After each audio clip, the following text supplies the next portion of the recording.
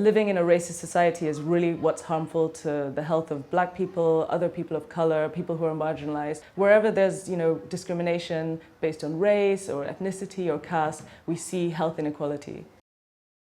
Said that racism is the most urgent global health crisis. What was the importance of making the distinction between race and racism being the determinant of health? Often in conversations about race and health, we hear, for example, statistics that Black women are 4 times more likely to die during pregnancy or childbirth compared to white women, for example, or Black and South Asian ethnic groups in the UK, but also in other countries like the US. There are inequalities when it comes to cardiovascular health, cancer, mental health conditions.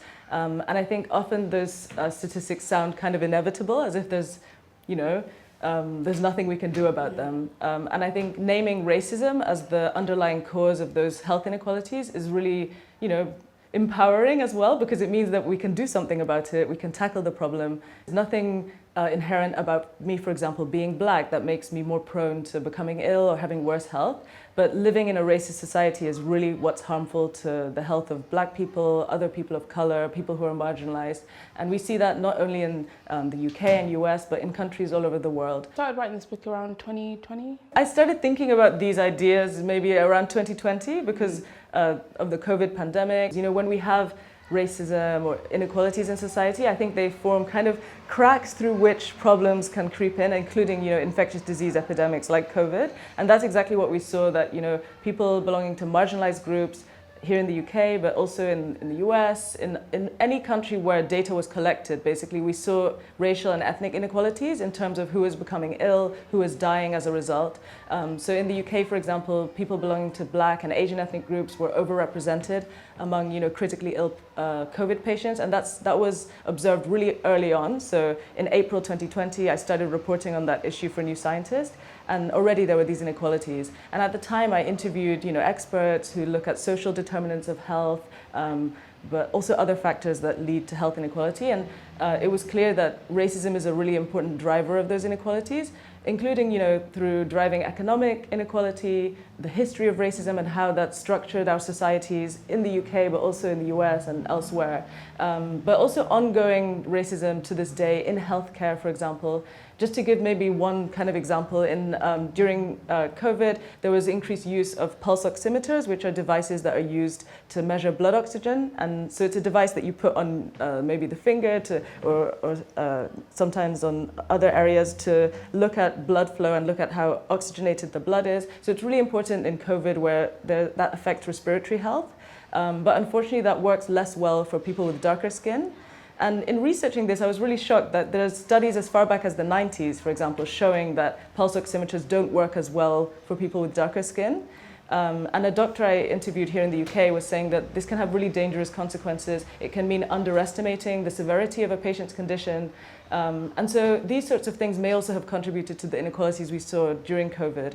So you kind of touched on the wide implications of the socioeconomic factors, but also what I found interesting was just the idea of living as an ethnic minority, the stress-induced trauma of that, how that can have a direct effect to health as well. It's also something that was really eye-opening for me. I mean, I think many people would have had experiences like I've experienced, just going into a shop and being followed by security because, there are stereotypes that Black people might be more likely to steal, or just things like that, which, to be honest, I've kind of trivialized in the past. I'm like, oh, okay, it's annoying, but it's like, what's the big deal? But actually, in researching the book, I realized that this has a profound impact on our health, It's a low level of stress, a kind of chronic daily discrimination that is really wearing people down. During my research, I also looked at the story of Darnella Frazier, who was the teenager at the time who filmed George Floyd's murder in the US by a police officer. So this was obviously a really traumatic experience to witness that and to actually record that for the whole world to see. And she has, written about the trauma that experience caused her. But there's also evidence that might have a long-term impact. So, racial trauma has been linked to, cognitive decline, to things that are associated with dementia. And, dementia has a huge global burden. It's a condition that probably many of us might know someone who's affected by that. And so realizing how entrenched racism can be and how that can affect us just in our daily lives. Even just the chronic stress, racism-related stress, it can contribute to elevated blood pressure, which, when that's prolonged, it can really lead to adverse health outcomes. So we see, for example, that Black people in the UK and the US experience higher rates of cardiovascular disease. So I think all of these things also contribute. They might be harder to measure sometimes, but I think that the evidence that's emerging shows that it is worthwhile to look into that and understand how is that affecting people's health. I think what I appreciated about the book was that it wasn't just a book of stats and information, which can be a bit cold, but you ensured that you centered some people's lived experiences. Why was it important for you to collect all these testimonials? In a way, it was difficult because some people are sharing stories that they've lost loved ones or have been through really traumatic experiences connected with racism and how that's affected their health. So I really appreciate people's bravery in kind of coming and sharing those stories. And I think people did that because they hope that we can all learn from those stories to make improvements in health. I think one person who's really inspired me is Rosamond Kissy-Deborah. So Rosamond lives in London, and her daughter sadly passed away in 2013 at the age of just 9 from a severe form of asthma contributed to by air pollution in the area of London where she lived. And Rosamond has really inspired me because she's been campaigning in the name of her late daughter Ella for clean air in London and beyond. So she founded the Ella Roberta Foundation, which has a really powerful and also influential campaign for clean air. And I think this story really highlights wider inequalities in our society in London, but also all over the world. We see environmental racism, inequalities. So for example, people of color in England are more likely to live in a very polluted area. And also we see that Black children, like Ella, are more likely to be admitted to hospital with asthma. So those inequalities are connected, but even in other countries, so in the US, for example, we see that Black and Hispanic people are more likely to be exposed to air pollution despite contributing less to its production. So I think those sorts of patterns, it shows that there's this systemic racism in our societies that is affecting our opportunity to access health. And that's before the moment that you even step into the clinic or end up in accident and emergency room, for example. This is just when you wake up in the morning, what kind of air you breathe, what do you eat for breakfast, all of those things really affect our health. The entrenched racism kind of doesn't discriminate either, because I think you told the story of Serena Williams after her pregnancy and her blood clots and someone of that fame and of who has a certain amount of wealth. And then you also told the story of, forgive me, I can't remember her name, but Carol, I believe, who was a doctor who explicitly said what she was experiencing and wasn't listened to. And that was the common theme of Black women not being listened to, regardless of their professional expertise or their wealth or fame. It's something that resonates with me personally as well, is that feeling of just not being listened to, that your concerns aren't taken seriously. You're kind of seen as not a reliable narrator of your own experiences that are happening in your body. And yeah, I think the story of Carol, so she's a Black doctor based in the UK who was literally experiencing a heart attack, somehow managed to diagnose herself, and she said that, I believe I'm experiencing a heart attack. She called the emergency services, and even when the ambulance came, she felt that she wasn't being taken seriously. She said again, I believe I'm having a heart attack, and was kind of told, oh, you think of the worst, and was basically dismissed. And Serena Williams too, she's someone who obviously has a certain amount of privilege, but I really respect that she's used her platform and her privilege to highlight inequalities facing, Black women everywhere when it comes to maternal health. There is evidence that, when patients feel listened to by their doctors, that is associated with better health outcomes. So this is beneficial, for everyone. We all want to feel listened to and cared for in the healthcare setting. And I think the idea of not being listened to, some of it kind of stems from the bias that is entrenched in Western medicine from the very beginning of not believing Black women's pain levels because of ideas that we have thicker skin or we can handle more pain. Could you kind of talk about the inherent bias in Western medicine and how we've come to this point? The example of pain is something that has been kind of documented in research as well. There was a study from the US, so it looked at, I think, mainly white medical students and residents and their kind of assumptions about pain tolerance or differences in pain tolerance between racial groups. And about half of those kind of surveyed in the study endorsed one of a number of beliefs that, for example, Black people have less sensitive nerve endings than white people, or that their skin is thicker. And that was then associated with, biases when it came to treatment suggestions for fictional patients in that survey. So I think it shows us how these sorts of beliefs, even if they're not embedded into medical practice, can already impact patient care. And yeah, there's also research in the US showing that in emergency rooms, Black and Hispanic people are less likely to receive pain medication.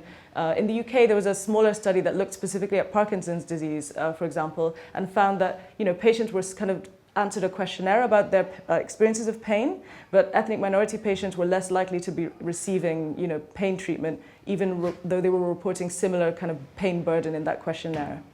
It's kind of scary to think about all the little things that are kind of just slip through the cracks, and until someone takes the time to kind of look at them and realize, oh, that's based off of that weird, incorrect fact that hundreds of years ago, that none of this would have been solved.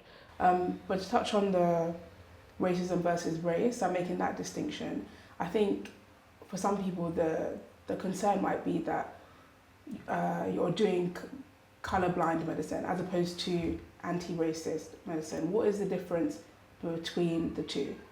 Yeah, I think this is such a great question. It's something that I've been thinking about even before I started working on the book, but definitely during the process of the research. I think it's this question of how should doctors consider race, or how should healthcare workers think about race, or in that healthcare setting. And I think I really want us to think about racism and how that affects health rather than race. So it's really important that healthcare workers are educated about the impact that racism has on health, because then they can be aware that even before people step into the kind of healthcare setting, that in their day-to-day lives, racism might be causing stress, it might be affecting where they live, the air they breathe, their economic situation. There are so many ways in which racism touches our lives, and that really affects our health. So being aware of that, I think, is so important in the healthcare setting. But then at the same time, not kind of reifying biological notions of race, which have been shown to be unevidenced. So understanding that, Black people's kidneys or lungs don't work differently than white people's. And when you start to think about these things, it's quite obvious. When we do transplants, people can receive transplant. You wouldn't say that, oh, I don't want that transplant because it's from someone of a different race. It doesn't make sense in that kind of biological or physiological sense. But unfortunately, these ideas are quite sticky. So I think, challenging those ideas, making sure that we're also trained to understand the issues that affect diverse populations, to recognize conditions on diverse skin tones. This seems like a basic thing, but this is something that can really make a difference to people's health. How much of that do you think would be solved by increasing the diversity in the healthcare workforce? There are cases where Black men, when they were treated by a Black physician, and this was a kind of study, they tended to have better health outcomes. So I think there is evidence that diversity is beneficial, and I think that's true not just in medicine, but in many fields. But at the same time, I really argue that all physicians should be able to treat all patients, and especially if you're caring for a diverse population, it's really important that doctors, for example, other healthcare workers are trained to recognize conditions as they appear on diverse skin tones. I was really shocked in the research for the book that I came across a survey of users of an international medical teaching platform. So these are medical professionals around the world. Only 5% of them said that they felt really confident diagnosing health conditions across diverse skin tones. So I think that's a real problem. On the other side, I think it's good that people feel able to acknowledge that, and I think it points towards a more systemic issue where medical education, for example, could be improved to diversify the curriculum that medical students are learning from, because I think having that confidence, having that training will make a really big impact. It isn't just a case of one or two individual doctors, maybe being biased. It really seems to be a systemic issue. And so even when you have a diverse workforce, that workforce can still perpetuate biases that are kind of embedded into the medical system, even in medical practices and guidelines. You speak about data a lot and the importance of including ethnic minorities in data collection in the medical field. Could you kind of speak about the importance of including them and the fine line between inclusion and exploitation? I think there are a lot of areas where this is relevant. I think it's, first of all, I wouldn't have been able to write the book without lots of really brilliant research, collecting data about the experiences of, people of color in the healthcare system, or also just in society. Like we talked about clean air and inequalities there. So I think it's really important that when we collect data, especially health data, that data is disaggregated based on race and ethnicity. But I think we also need to be careful doing that because understandably sometimes people might have mistrust of this kind of data collection. There's a really worrying history, particularly in Europe, like in Germany, for example, because of the atrocities committed, by the Nazis, the Holocaust and everything. Data was used there in a very, in a horrific and unethical way. So I think we need to be careful about collecting data. It needs to be ethical. We need to be engaging with communities about collecting data for ourselves. But I think that data can be really powerful because by noting, for example, that there are inequalities, for example, for Black women and birthing people, their health outcomes, it means we can then direct resources and attention to tackle that problem. But we also see, inequalities in data collection in medical research. So, for example, in genetic studies, almost 80% of participants are of recent European descent. Less than 2% are of recent African descent. So we see those kinds of biases, which I think, the main reason we should care about this is kind of a justice issue. It's like being able to participate in research is really beneficial. There's evidence that patients who are treated at research-intensive hospitals have better health outcomes.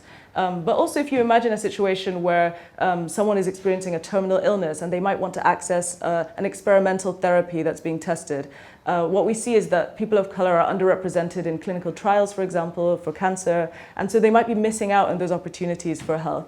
But on top of that, we see that lack of diversity, for example, in genetic studies, reduces the quality of that research. So, the science is suffering because having more diversity means we have more chance of identifying connections between genes and disease, which can inform, the development of new treatments. I appreciate how you kind of stressed how racism is making all of us ill and the importance that even for those who will not directly face discrimination in their daily lives, how you said the science is suffering and how it kind of feeds into the whole of society and how that's bad for everyone. Could you kind of talk about why we should all care inherently because, it's a justice issue, but aside from that, why should we all care about the racism in healthcare in particular and how it affects everybody? Obviously, we all experience the world in different ways, but I think there are many forms of discrimination that also overlap with racism. And we've talked about discrimination that Black women in particular face, so there's that intersectionality, but there's so many different marginalized identities and we all are facing that in the context of healthcare as well. But I think in general, even if you think that you're in a more privileged position perhaps and this is something that doesn't affect you, I would argue that it does. We can take the example of the UK where there's universal healthcare, which I think is great. I think that's something that's really important in tackling health inequality or at least starting to tackle that problem. But if we have racism that affects the healthcare that people receive, that kind of bias, it's also inefficient, It wastes time, money, resources. So I think anyone who's experienced, waiting times in the context of healthcare, wants a more efficient health system, should care about this issue. And then, on top of that, racism permeates medicine and science, so it affects medical research. And as we've just talked about with genetic studies, it can make medical research less effective for everyone. We all benefit from the insights derived from medical studies, where there's increased inclusion. We have more opportunity for example, genetic discovery. So I think this is something that, it affects us all. That bias kind of goes beyond the physical into the mental. I think it's important for us to touch on the bias in mental health as well. Mental health is obviously as important as our physical health, and I think sometimes the two can also be connected. And we do see that racism itself, affects people's mental health. That's harmful. Having these sometimes traumatic experiences can really have an impact on people. But also, racism can affect the mental health care that people can access, that the care they receive. So there's evidence, for example, in the UK and in the US that people belonging to marginalized groups, particularly Black people, are underdiagnosed with common mental health conditions like depression and anxiety. But also Black people in particular are underdiagnosed with depression, but then overdiagnosed with schizophrenia, which is associated with a lot of stigma and kind of racialization of that condition. And this is also a big issue for ethnic minority groups in general, is the kind of stigmatization and all of that surrounds mental health. So I think it's so important that we tackle this, but also make sure that people feel safe in the healthcare setting. Also in really acute cases, we see that Black people belonging to ethnic minority groups in the US, UK, but also in other countries like Canada and the Netherlands, they're more likely to be hospitalized involuntarily for psychiatric care, so put into a psychiatric hold, which can be a really traumatic experiences. And there seem to be biases again in why is that happening. You know, that's the study that where I learned about this was showing that sometimes there are perceptions or stereotypes about black people, black men in particular, that they might be dangerous. And so sometimes when they're experiencing a mental health crisis, they might be dealt with by police or restrained instead of being kind of given that compassionate care that other people might receive. Where does medical racism overlap into the institutional racism we see in society regarding like the police force, for example? Unfortunately, mental health care, it's underfunded in a lot of contexts. It's sometimes not taken as seriously as physical health. And so because of that, sometimes cases are being dealt with by the police because of the lack of resources and infrastructure in healthcare or in community care. And so that then, of course, is connected to all the biases that we see with policing. So in the US, for example, there's research showing that, just unarmed black men that are experiencing a mental health episode, compared to an equivalent white person, they're more likely to be dealt with by police and for violence to be used. And in the US, of course, because of the gun laws there, that can really escalate into, people are dying because of that. So I think definitely there's this overlap with health, but also how we deal with racism in our communities. What role does technology play in perpetuating racial bias in healthcare? Technology, I think, plays a really important role and increasingly will be playing an even more central role when it comes to healthcare. There's really a lot of interest in using AI, to support doctors with diagnosis and treatment of patients. And this is something that's already happening. So actually there was a study in 2019 in the US which showed that millions of black people were missing out on healthcare because of racial bias in a widely used algorithm. So this algorithm was trying to predict the future health of patients based on their previous healthcare costs. And it turned out to be biased because for many reasons that we've kind of touched upon, systemic racism, biases in healthcare, black patients tend to generate lower costs in healthcare, not because they're less sick, but because of systemic racism and all these biases. And so what was happening is that algorithm was prioritizing less sick white patients ahead of sicker black patients, leading to inequalities. But what was great about this example is that the researcher who I interviewed said that he's been working with the company who developed that algorithm and also other companies and even the government where algorithms are being used to try and remove racial bias from those algorithms and make sure that they can serve diverse populations in a fair way. But removing racial bias from the algorithms that are based on kind of us, I mean, how can we do that when we haven't even removed racial bias from our own society? Very good question. So in that particular case, what they did is they realized that the source of the bias was that, exactly, this looking at using healthcare costs as a proxy for health. So they realized that drives racial bias because, of course, cost and all the economic inequality and systemic racism meant that there are racial inequalities. So instead, they tried to look more at actual health and health outcomes and change the way that the algorithm worked to adjust this. But this only happened because, of course, this algorithm was already being used and then these researchers, in hindsight, detected this bias. So I think it's really important that we regulate the use of algorithms in healthcare, but in society in general. It's important, of course, that companies think about these things, but regulation is that added layer that ensures that they're held to account when there are these kind of inequalities. What does anti-racist future in healthcare look like to you? Thinking about the kind of anti-racist future, I think it goes beyond just health. The societies we live in, the environment we live in, economic inequality, all of these things impact our opportunity to access health. So I think this is something that we can all make a difference in. So just thinking about our daily interactions with friends, colleagues, neighbors, how are we treating people? Thinking about how racism just causes stress, even in those seemingly trivial moments. But then at the same time, those of us who work in healthcare, including mental health care, thinking about how we can take care of people and make sure that we're inclusive and also equitable. And then also in medical research, which is kind of upstream of healthcare, thinking about including diverse populations, representing people in studies, because this will improve the science and be beneficial for all of us. That sounds like a lot needs to be done. That sounds like a lot needs to be done, to be honest. But is there hope? There is hope. I really think if we feel overwhelmed, I try to kind of boil it down to just simple, tangible things that we can do that are really not that hard. So diversifying medical education, including more people just in images, showing these conditions so that healthcare workers can learn from that. Supporting campaigns, in society for clean air, for example, but also clean water, healthcare that's free from bias, because we want to be able to feel empowered to take control of our health journeys, and this is whatever our background, I think this is helpful for all of us to be educated about this and be able to support each other or support our loved ones in facing, for example, illness or when they need to access healthcare. So I actually feel optimistic. I think writing the book, I met so many inspiring people. There are just many brilliant people, organizations in the UK, in the US, but globally as well, who are campaigning, to make the world fairer, and particularly in the context of health. So I really think if we can tackle racism in medicine, but also, in science and just in wider society, we'll all be, healthier, but also hopefully happier. This is something that I think is really beneficial to everyone. So I'm grateful for all the work that people are doing, particularly in medicine, but also in wider society to tackle racism. Well, we're grateful for you for putting it all into a nice book that we can understand. And thanks for taking the time to talk to us today. I really appreciate it. No, thank you so much. It's been a pleasure. Thank you.